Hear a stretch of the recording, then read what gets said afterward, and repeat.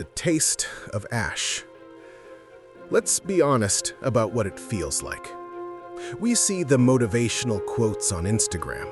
We see the posters in the gym that say no pain, no gain. But when you are actually in the middle of it, failure doesn't feel inspiring. It feels like ash in your mouth.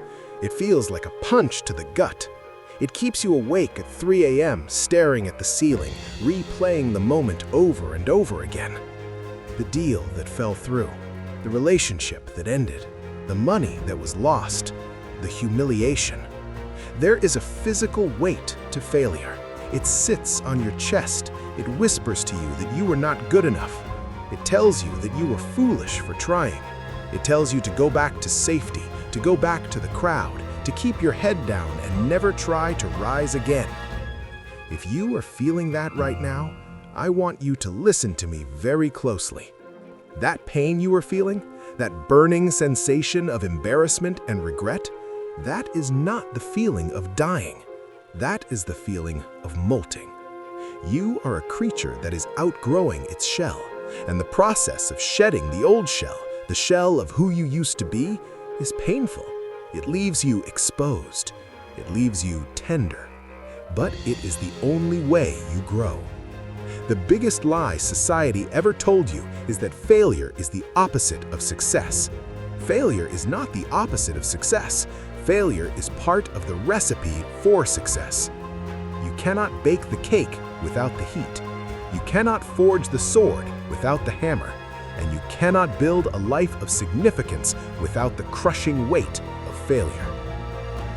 The resume of the greats. If you gathered the most successful human beings in history into one room, do you know what they would all have in common? It isn't IQ. It isn't rich parents. It isn't luck. It is a resume filled with catastrophe. Let's look at the data. Abraham Lincoln. Before he became the man who saved the Union, he was a failure by every metric. He failed in business in 1831. He was defeated for the state legislature in 1832. He failed in business again in 1833. He suffered a nervous breakdown in 1836. He was defeated for Speaker in 1838. He was defeated for nomination for Congress in 1843. Defeated for the Senate in 1855. Defeated for Vice President in 1856, defeated for the Senate in 1858. If Lincoln had quit after his third failure, nobody would blame him. He would have lived a quiet, comfortable life, but history would have lost a giant. He didn't stop, so he didn't fail. He just hadn't succeeded yet. J.K. Rowling. Before Harry Potter became a global phenomenon, she was a divorced single mother living on state benefits. She was, in her own words, as poor as it is possible to be in modern Britain without being homeless. 12 major publishers rejected her manuscript. 12 experts looked at her work and said, "No, this is garbage." She had every reason to throw the pages in the trash, but she kept going. Michael Jordan. The greatest basketball player of all time.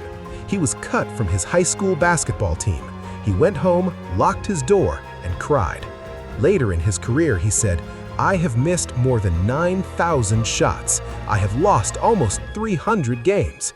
26 times I have been trusted to take the game-winning shot and missed. I have failed over and over and over again in my life, and that is why I succeed." Do you see the pattern? Success is not the absence of failure. Success is the management of failure. The amateur fails once and quits. The professional fails 10,000 times and calls it practice. The tuition of life. I want you to reframe how you look at your losses. Stop calling them failures, start calling them tuition. When you go to a university, you pay $50,000 or $100,000. You pay that money to learn things you didn't know. You pay it to gain wisdom. Life is the most expensive university in the world, and the tuition is paid in mistakes. When you lose money in a business venture, that money wasn't lost. You paid it to learn how not to run a business. That is a lesson you could not have learned in a textbook. You had to feel the sting of the loss to truly understand the lesson. When a relationship falls apart, you didn't waste your time. You paid with your time to learn what you value, what you will tolerate, and how to be a better partner next time. Every scar you have is a diploma. The problem is, most people pay the tuition, but they drop the class. They go through the pain of the failure, but they don't extract the lesson. That is a tragedy. If you are going to suffer, and you will suffer, make sure you get the reward. Don't just say, "I failed." Ask, "What did this teach me? What was the variable I missed? Where was my ego involved? What will I do differently next time?" If you extract the lesson, the failure becomes an asset. It becomes data. Scientists do not cry when an experiment fails. If a scientist mixes two chemicals and they don't react, he doesn't go home and say, "I'm a loser." He writes down, "Chemical A does not react with chemical B." That is a success. He has eliminated a possibility. He is one step closer to the truth. Treat your life like a laboratory. You are not the experiment, you are the scientist. Detach your self-worth from the result. Just collect the data. The filter of greatness. Why is life this way? Why is it so hard? I believe that failure serves a specific evolutionary purpose. Failure is a filter. The universe throws obstacles in your path to see how badly you want it. It is testing your resolve. If achieving your dream was easy, everyone would do it. If getting six-pack abs was easy, everyone would be fit. If becoming a millionaire was easy, everyone would be rich. But it's not easy, it's hard, and the hard is what makes it great. Failure exists to weed out the people who kind of want it from the people who must have it. When you hit a wall, the universe is asking you a question. Are you just talking or are you serious? Most people turn around at the wall. They say, "Oh well, it wasn't meant to be." But the champions, the legends, they look at the wall and smile. They say, "I'm going to climb over this," or "I'm going to tunnel under it," or "I'm going to break it down brick by brick." The wall is there to keep the other people out, the people who don't want it bad enough. So when you experience failure, take it as a compliment. The universe is testing you because it knows you have the potential to pass the test. It is applying pressure because it wants to turn you into a diamond.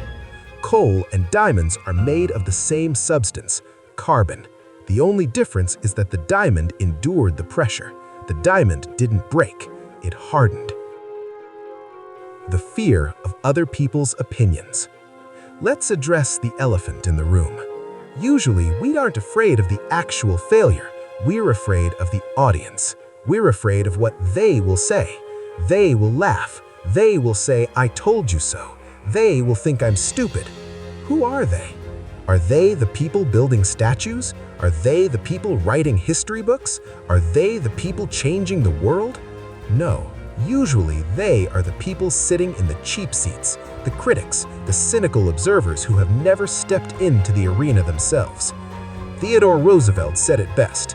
It is not the critic who counts, not the man who points out how the strong man stumbles or where the doer of deeds could have done them better. The credit belongs to the man who is actually in the arena, whose face is marred with dust and sweat and blood. Why do you value the opinion of a spectator over the heart of a gladiator? If someone judges you for trying and failing, that tells you everything about them and nothing about you. It tells you they are small. It tells you they are afraid. When you fail, you become a mirror for other people's insecurities. They see you taking a risk, and it reminds them that they are playing it safe. They want you to fail because it makes them feel better about their own mediocrity. Do not give them that satisfaction, or better yet, don't even acknowledge them. A lion does not lose sleep over the opinions of sheep. You have to be willing to look like an idiot to live like a king. You have to be willing to be the joke for a season so you can be the legend for a lifetime. Kintsugi, the art of broken pieces. There's a beautiful art form in Japan called Kintsugi. When a valuable ceramic bowl breaks, the masters do not throw it away. They do not try to hide the cracks with invisible glue.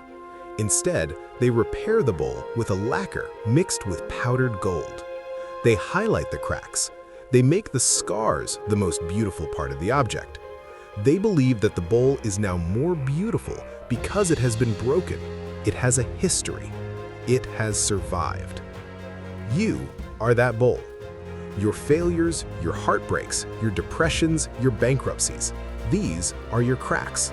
Do not try to hide them. Do not paint over them. Fill them with gold. Own your story. When you meet someone who has never failed, you are meeting a person with no depth. A person who has never been tested is a person who doesn't know their own strength. But when you meet someone who has been to the bottom, someone who has lost it all and rebuilt it, someone who has had their heart shattered and learned to love again, you are meeting a person of substance. Your failure gives you empathy. It gives you grit. It gives you a gravity that people can feel when you walk into a room. The most powerful people are not the ones who never fall. They are the ones who bounce. Fail forward. So, what is the strategy now? What do you do when this video ends? You go out there and you fail. You fail faster. You fail harder. You fail forward. If you are in sales, go get 50 rejections today, because the 51st might be the yes.